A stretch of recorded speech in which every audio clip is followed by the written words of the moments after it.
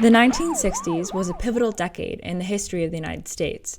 It was filled with war, protests, and violence, and created a political and social divide, sending the country into chaos. But it was also a decade of expression, love, and working towards peace. Sacred Heart University's Theater Arts program is taking an opportunity to explore the historical movement and how it is still relevant today with their spring main stage production of Hair.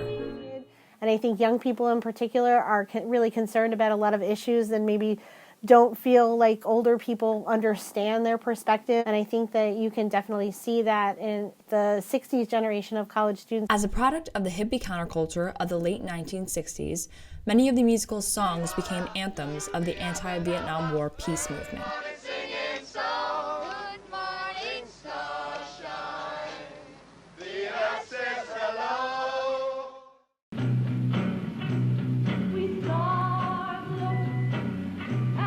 I'm one of the persons who actually saw it on Broadway.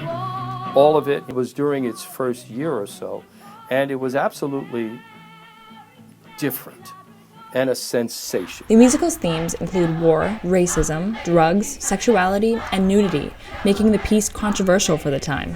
Whenever people talk about Hair, the first thing that always comes up is the word controversial.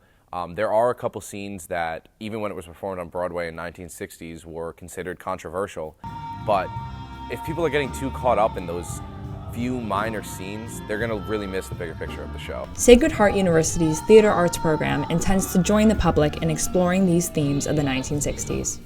I'm excited to see it. I would be interested, though, in the reactions the week after, that what you'd see maybe in the Spectrum or what you'd see in some of the local papers.